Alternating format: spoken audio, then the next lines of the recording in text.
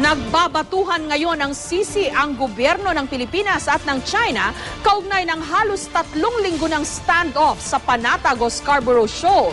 Ang Department of Foreign Affairs nagpadala na ng note verbal sa pamahalaan ng China kaugnay na kumakalat na di manoy maling impormasyon mula sa Chinese Embassy. Nananatili sa Panatag o Scarborough Shoal ang 8 barko ng China at 2 barko lang ng Pilipinas. May report si Marisol Abduraman. Sa pinakabagong aerial photos mula sa Philippine Navy, kitang-kita ang pananatili ng mga barko mula sa China. Sa tala ng Department of Foreign Affairs, 2 Chinese government ships ang nananatili sa lugar.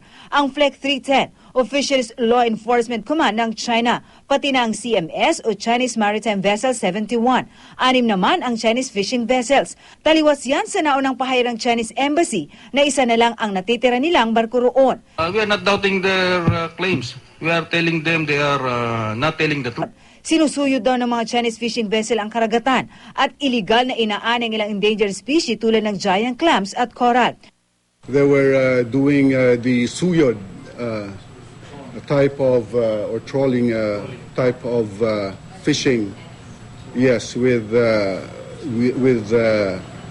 very thick nets, and also they saw some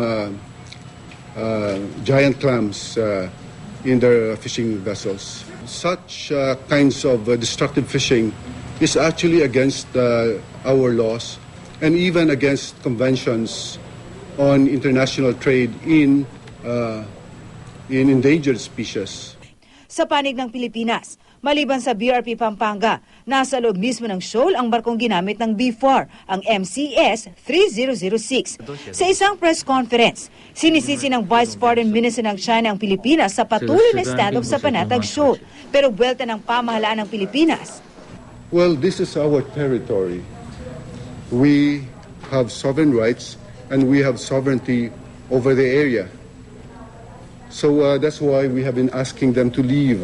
Sa data po natin dito ay malaman ng buong mundo kung anong ginagawa sa atin. Sa saligang batas po yan, kung di ako nagkakamali sa Article 2, and that I have to defend the patrimony. So ito po pag-aari natin, pagkatagal-tagal lang po ng pag-aari natin, recognized by international law. Nagbigay na rin ng note verbal ang Department of Foreign Affairs para iparating ang pagbatikos sa malinaw na impormasyong ipinaparating ng Chinese ambassador sa pamahalaan ng China. That we hope at some point in time that we can arrive at a diplomatic resolution to the issue. But right now, I don't see it. Ang pag-angkin ng Pilipinas sa Panatag Shoal ay nakaangkla sa UNCLOS o United Nations Convention on the Law of the Sea. Pero hindi lamang legal kundi may basihan din daw sa kaysaysayan ang laban ng Pilipinas.